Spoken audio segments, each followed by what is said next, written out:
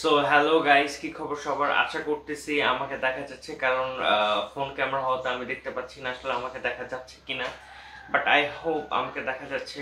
So good morning সবাইকে, যদিও এখন হচ্ছে কি মর্নিং না, এখন হচ্ছে কি প্রায় দুপুর হয়ে গেছে, বাট আমি দেখতে পারতেছেন পিছনে আমার বিছানার কি স্থির চিত্র আজকে।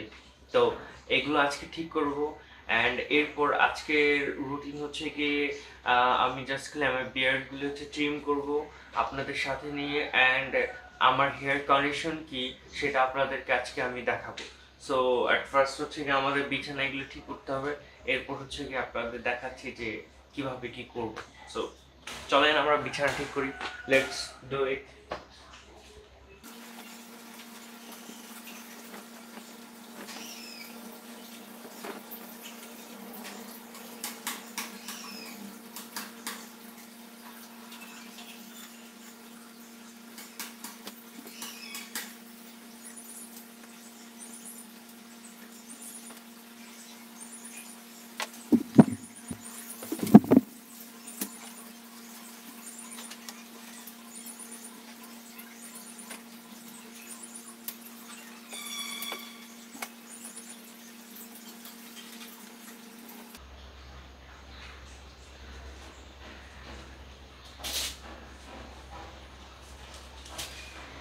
সো আপনারা দেখতে পাচ্ছেন আপাতত আমাদের বিছানা গোছানো শেষ। সো চলেন আমরা হচ্ছে বিয়ার্ডগুলি একটু ট্রিম করবো হচ্ছে মেশিন দিয়ে।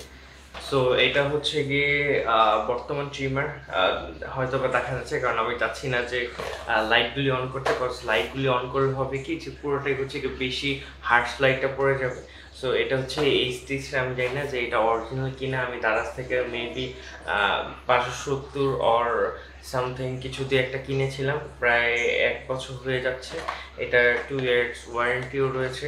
সো এটা দিয়ে আজকে আমি ট্রিম করব। অ্যান্ড একটা ব্যাপার হচ্ছে কি আপনার বলে নিই যে যদি কেউ এটা দারাজ থেকে আবার দেখে কিনেন, এটা আমি তেমন রিকমেন্ড করবো না, কজ খুব তাড়াতাড়ি হচ্ছে কি আমি আরেকটা ট্রিমার কিনবো, বাট এটা চলনসই, চলা যায়।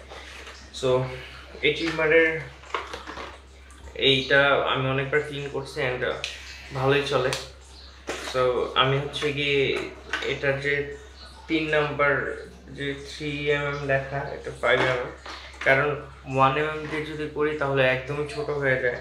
অ্যান্ড যেহেতু হচ্ছে গিয়ে এইগুলি একদম নর্মাল ট্রিমার, এগুলির গুলিও অতটা ভালো পারফেক্ট না, এই জন্য আমি 3 mm দিয়ে করি, আপনারা চাইলে 3 mm দিয়ে করতে পারেন। তো চলেন আমরা আগে এটা চাই রেখে দিই প্যাকেটে।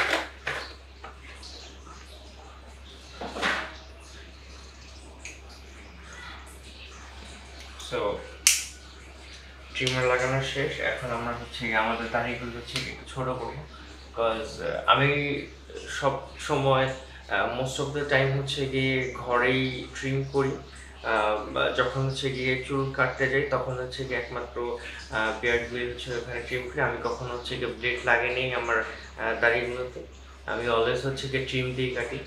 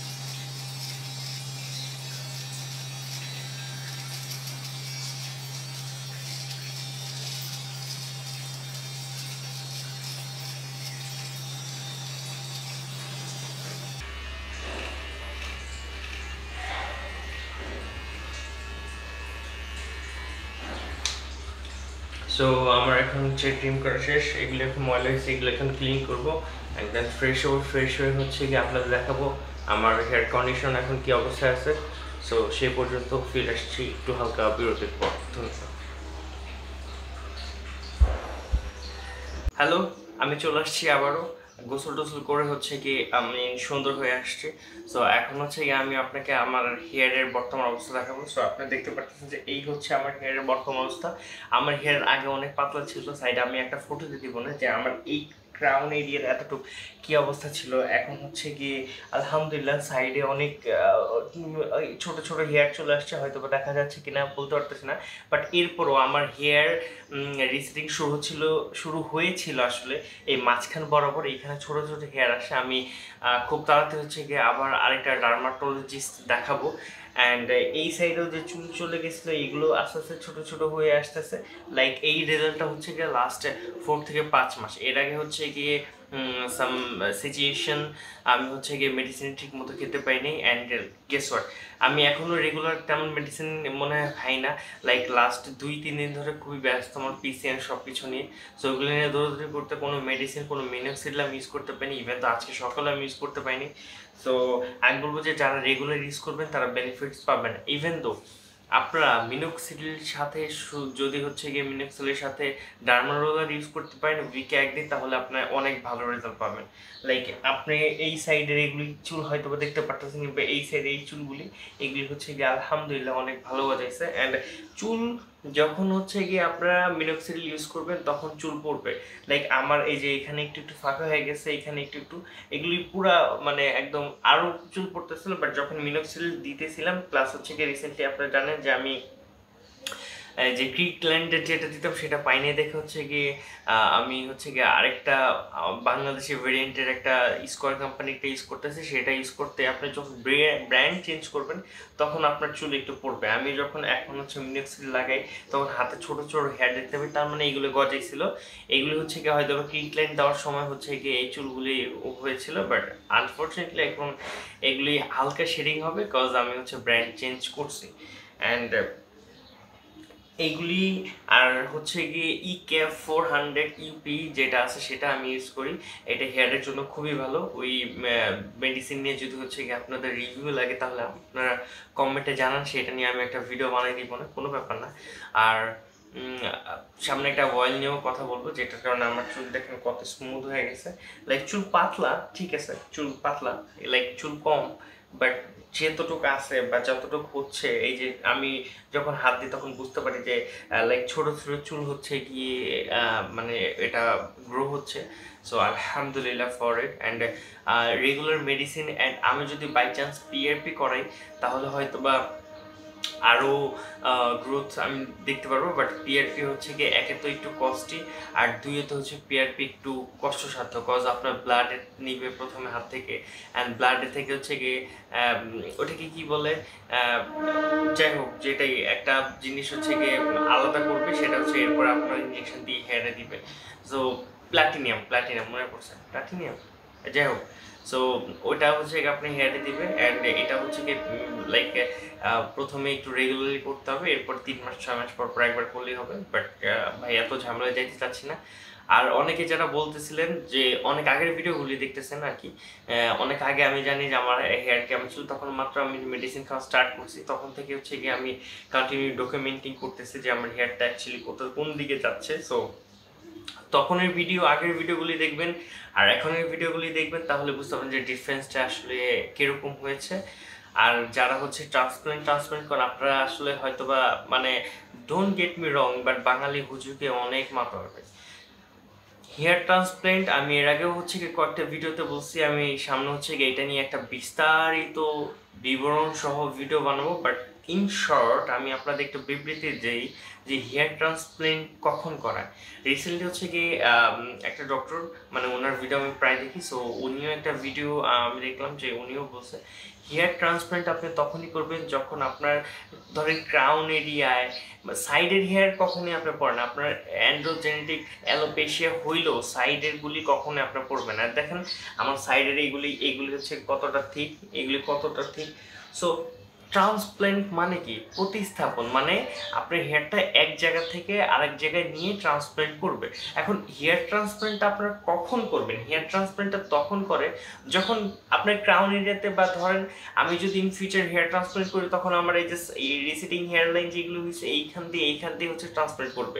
উপরের এইগুলাতে যেহেতু ফলিকল আছে, আপনি দেখতে পাচ্ছেন যে এগুলি চুল না থাকলেও ভিতরে কিন্তু ফলিকল আছে। সো এই জন্য আমি ডক্টর কাছে গেলে আমাকে হেয়ার ট্রান্সপ্ল্যান্ট প্রথমে সাজেস্ট করবে না। কেন? কারণ আমার যে হেয়ার ফলিকল আছে, ধরেন আমি হেয়ার ট্রান্সপ্ল্যান্ট করলাম, আমার তো ইতিমধ্যে চুল পড়তেছে, সেটা তো আটকাইতে হবে, তাই না? এখন সেটা না আটকায় যদি আমি চুল আবার হেয়ার ট্রান্সপ্ল্যান্ট করি, তাহলে তো লাভ হবে না, ওই চুল আবার পড়ে যাবে কয়দিন পরে।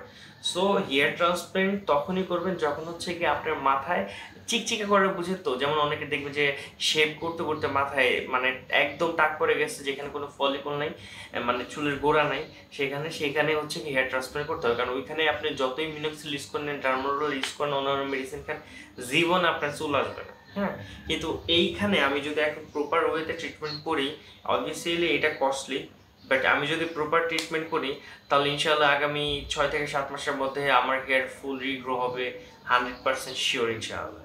এটাতে কোনো ভুল নেই। অ্যান্ড যেহেতু হচ্ছে গিয়ে এটা, আমি আবারও বলতেছি, ফাইন্যান্সিয়ালি অনেক বড় ধাক্কা। লাস্ট লাইক এভরি মান্থে হচ্ছে গিয়ে 3 থেকে 4 হাজার টাকা আপনার এই হেয়ারের পিছনে যাবে মিনিমাম। আর পিআরপি এগুলো করলে তো আরও অনেক বেশি। সো আপনারা বুঝতে পারতেছেন যে যারা এই অ্যাকচুয়ালি জেনেটিক্যালি এই রোগে ভোগে, মানে রোগ বলতে চুল পড়ে যায় আর কি, আর কোনো কিছু না। সো তাদের জন্য এটা খুবই কষ্টসাধ্য। আর হেয়ারটা হচ্ছে কনফিডেন্ট দেয়। আমার যখন প্রথম হেয়ার পড়ে গেছিল, তখন আমি ভাই প্রচুর আনকনফিডেন্ট, মানে কনফিডেন্ট ছিলই না বলতে গেলে। অ্যান্ড কারোর সাথে তেমন কথা বলতে পারতাম না, এখনও ভালো লাগে না কথা বলতে, এখনও অনেক প্রবলেমের মধ্যে দিয়ে যাচ্ছি। But anyways, the show must go on. So আপনারা হয়তো বুঝতে পারতেছেন যে হেয়ার ট্রান্সপ্ল্যান্ট নিয়ে সামনে একটা ভিডিও বানাবো, বাট ইন শর্ট যেহেতু বলছি, আপনারা হয়তো বুঝতে পারতেছেন। এরপরে আর কোনো ভাই বলবেন না যে ভাই হেয়ার ট্রান্সপ্ল্যান্ট করি, হেয়ার ট্রান্সপ্ল্যান্ট। ইভেন দো আপনারও যদি এরকম প্রবলেম হয়, দেখতেছেন যে চুল পড়ে যাচ্ছে, আপনার আগে চুল আটকাইতে হবে পড়ে যাওয়া, তারপরে যদি আপনি হেয়ার ট্রান্সপ্ল্যান্ট করতে চান, তাহলে ইটস ইউর ওন, এটা তো কোনো প্যারা নেই, আপনি হেয়ার ট্রান্সপ্ল্যান্ট করতে পারেন, এটা এখন নর্মাল ব্যাপার। কিন্তু আগে চুল পড়াটা রোধ করতে হবে, চুল রিগ্রো করতে হবে, চুলে ভাইটামিন দিতে হবে, আই মিন খেতে হবে। অনেকেই বলে যে এই শ্যাম্পু চেঞ্জ করে, শ্যাম্পু চেঞ্জ, হ্যাঁ শ্যাম্পু চেঞ্জ করবেন অবশ্যই, কিন্তু দেখে নেবেন যে আপনার ভাইটামিন ডেফিসিয়েন্সি আছে কিনা, like vitamin D, B12, zinc, যেটা হচ্ছে কি হেয়ারের জন্য খুবই উপকারী। হ্যাঁ, এরপর হচ্ছে কি আপনি হেয়ার ট্রান্সপ্ল্যান্ট বা ওগুলাতে যাবেন। আর এই হচ্ছে আমার চুলের অবস্থা। লাইক আমার চুল পড়া স্টার্ট করছে যেহেতু এইখান থেকে, এইখানে ফাঁকা, আর এতটুকু হচ্ছে গিয়ে এখন একটু ফাঁকা আছে, আর এইখানে চুল আরো গ্রো হয়েছে।